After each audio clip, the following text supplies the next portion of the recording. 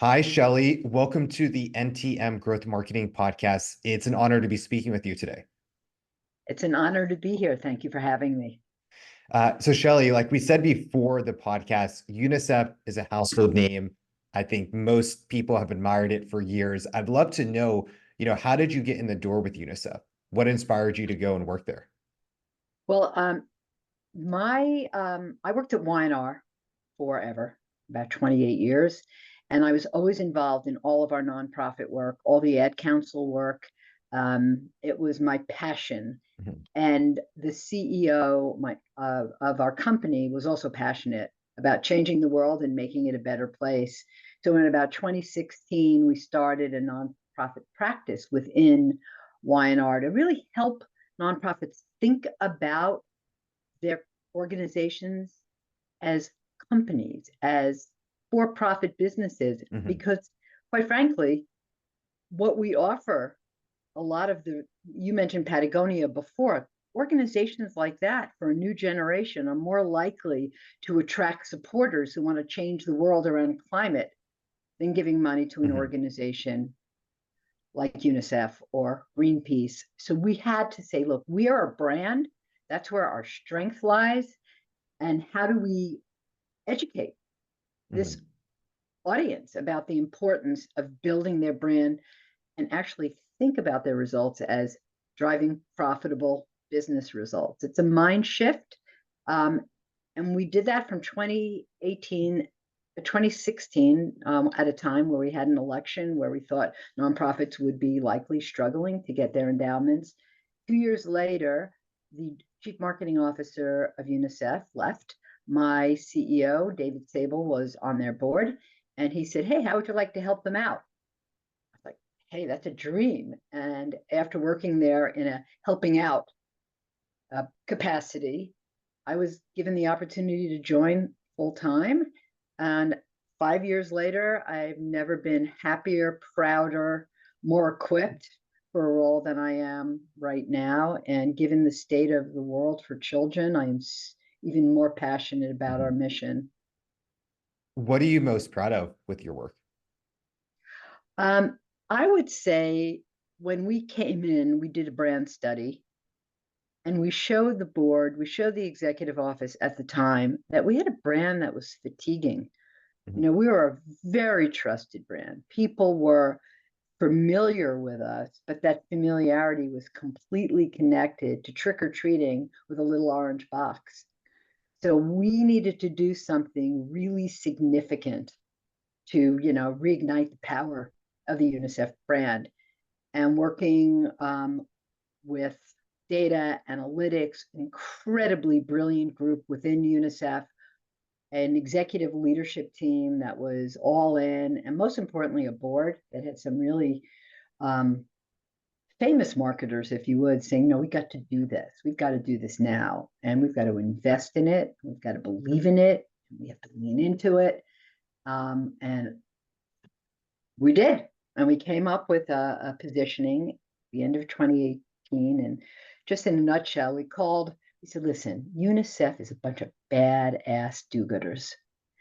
We have to bring some innovation. We have to bring some feeling of modern forward momentum to a brand that does so much and people know so little.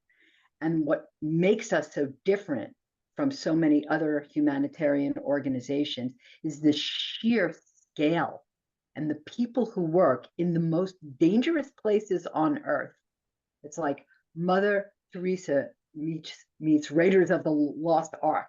They are out there getting supplies to people. They're Mhm. climbing trees, they're flying in with helicopters, they're dropping supplies with drones. So talk about having to create a story. The story was there. We just had to tell it. And that has been not only my greatest pride and joy, but the organization has Mhm. embraced it. It's connected to our strategic plan. Igniting the power of the brand became one of the key enablers of our business strategy. Our current executive director, CEO, Michael Nineheis, he is all about brand. He believes in it, Mhm. puts it front and center in what we do, the cohesiveness of our brand, the powerful storytelling, investing in technology and marketing, on and on and on. And it's been a journey, Mhm. year 5, but now we have to take it to the whole next level. And that's reigniting my enthusiasm.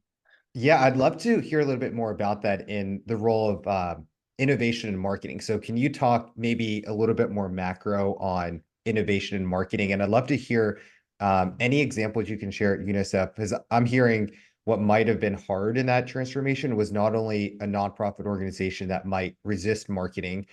Secondly, this is a well-established brand that has been around for a while. And Yeah. not saying UNICEF did this, but some organizations might be set in their ways of how things have always gone. Yeah, definitely. If I could just sort of start with what leads us to be able to be innovative. It's so easy to say, oh, well, we want to be innovative. Well, Right.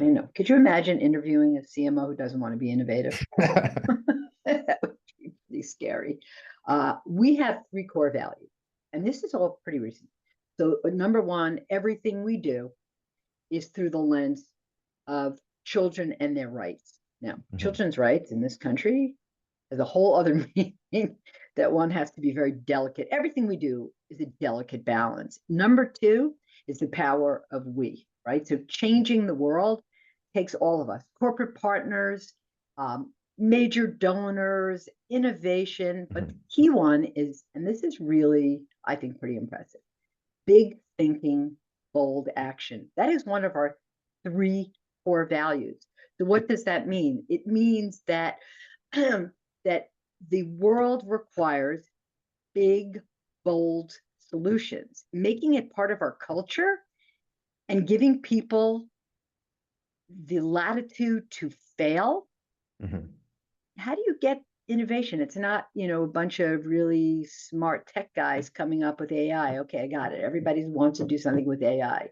So really what constitutes innovation is being able to get to more children, to be able Mhm. to make our programs more effective so that we can ultimately change lives. And innovation can manifest in different ways. So let's start with innovation at a programmatic level. So again, connected to marketing, but what are we doing in the field? What are we doing within country? What are we doing at the global programmatic level through our work, which is not only innovative, but to quote our strategy, is badass.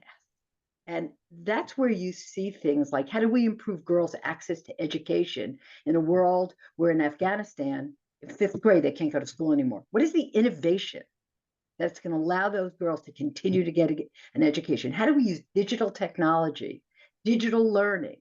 How do we use cash transfers so that we can pay teachers who want to be able to be helpful? How do we create relationships, even with Mhm. parts of the government that one you know, feels very reluctant to speak about, to at least align on providing services, whether it be around mental health or keeping children safe and protected. How do we get vaccines into the arms of children when there's all this misinformation out there? And we also have to get to the most remote Mhm. locate. How do we do that? Now the marketing innovation becomes a support, right? So that's about for us, it's always about looking for what's next, right? Try it, test it, learn, fail. That's okay. Because that's one of the brilliant things about being in a world that's both immediate in what you expect on your return, performance marketing, Right. dollar in, $3 out. But it also means that we understand that we have to reimagine certain things that we do, and that's going to take time. I will tell you, investing in brand was was it was an innovation. Understanding that what is at the core of what we do, our audience. It's not what we want them to do, it's what they want to do, and they are in control. And by the way, what they say and what they do are 2 very different things. So, Mhm. how do we start to really get deeper insights and start understanding? So, you rely on your agency partners. You do, of course, market automation. We're working on all full funnel marketing, how we bring together performance marketing and brand marketing and create an attribution model that understands their separate roles.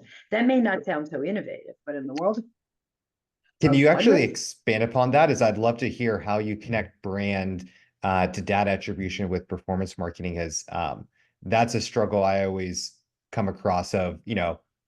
brand might Okay. not So feel as tangible with money. I'd love to hear that. yeah, and believe me, we're in early days. We don't have the money to do like marketing mixed, Right.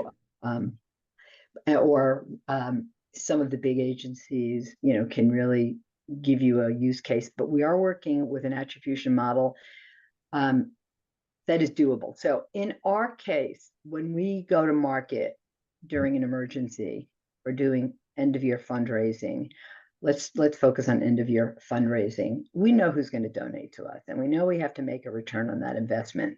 So we think about really the market who's already ready to participate. Well, the thing is that that's not a huge market. We're a big brand perceptually, but our audience is relatively small. So you could still, it was like when I worked on Campbell Soup. I would say that 80 to 90% of the volume came from 10% of the audience. I think sort of like that. It's probably like 1%. It's the number of people who actually care about an international organization that helps children in other parts of the world is a much more smaller philanthropic market than, St. Jude's and unfortunately childhood cancer that hits Mhm. all of us. So how do we, number one, grow our audience? Well, okay, for us, and here's an example, Trick or Treat, which we've now turned into a digital experience, which we've done a lot of innovative things around that because it's all fully digital now, enabled with QR codes, and we've got great interactive video. A really deep and meaningful experience that we're offering people. In that regard, we are bringing in a lot of new supporters. They're not all donating. They're coming in to watch our videos. They might download a box so that they can trick or treat with their kid.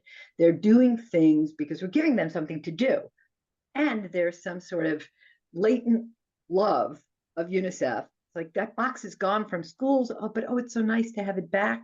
So their mindset is very different. But what we then do is we have now targeted with mid funnel, because I would consider that mid, not upper. They're Right. interacting with the brand. They're younger. They might be parents with kids. They know us, but they've never really engaged with us. And now when we spend our brand dollars in October, because Halloween is by far the biggest holiday. Forget about Christmas. It's all about Halloween. So the audiences are open, right? We're culturally current, right? That cultural currency exists for us in that moment.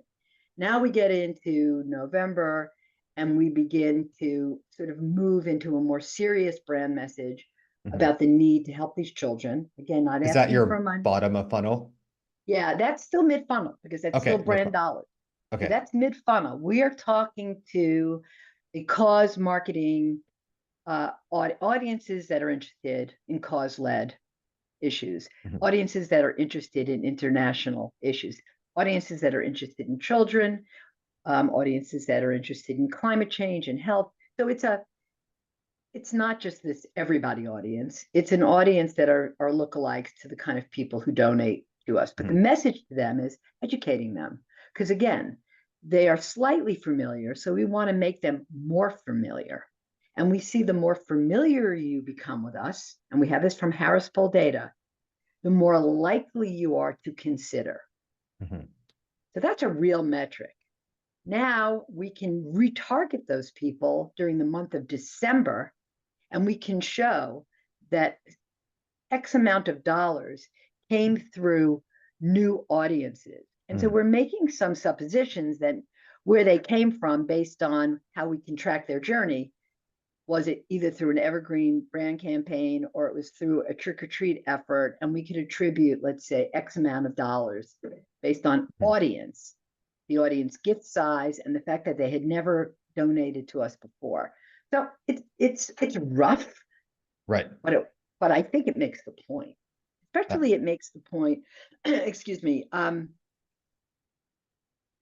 When you think about how much money we spend in performance marketing, and how much money we spend in brand is just no comparison. But by Right. bringing them together, aligning around a common goal of driving a interest among a larger audience, it works.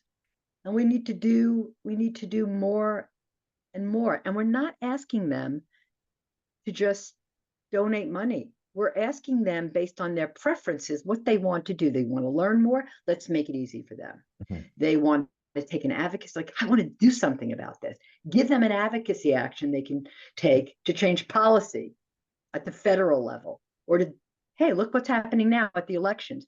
Ask your candidate what they're doing to ensure that child's rights are protected in their local community. Now you're starting to engage in a meaningful way, but you have to have patience.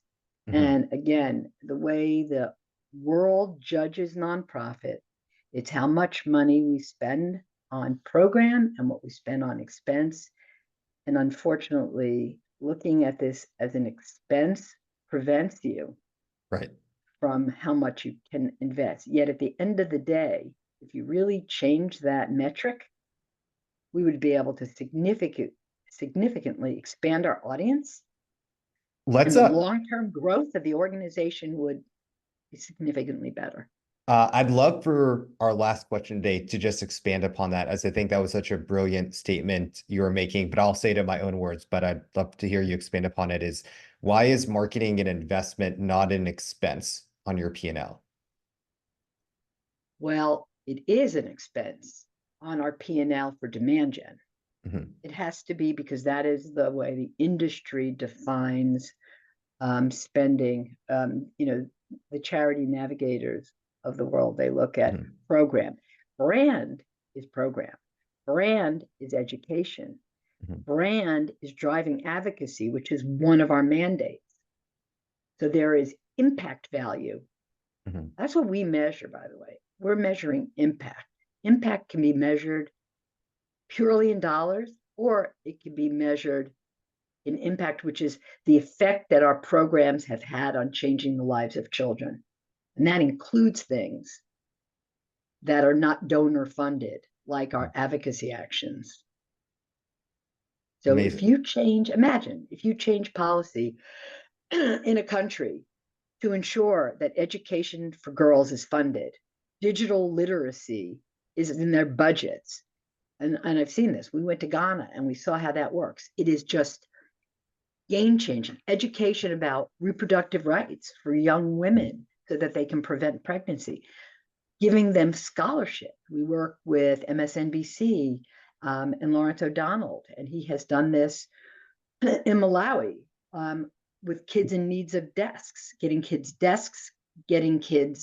girls scholarships. There is there's programmatic value in that.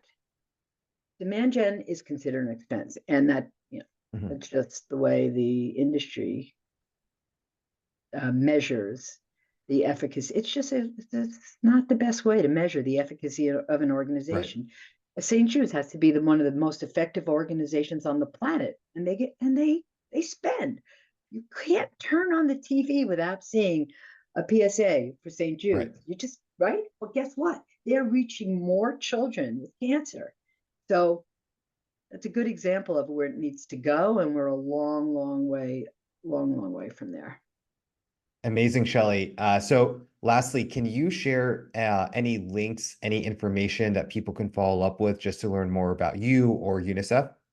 Oh, sure. Well, our website is amazing. We just redid it and It's did a beautiful. lot, and we did most of it ourselves. We really have some incredibly talented people. So UNICEFUSA.org. I think it is a great example of some of innovation in marketing. We see ourselves both as our organization, marketing. We're a newsroom pushing out content. I mean, not every day, every minute, being literally on 24/7. UNICEF USA is part of global UNICEF, and you can go on unicef.org too. It is a massive organization, and they brilliantly share the content in real time so that our team can pull it and make it relevant to the US market.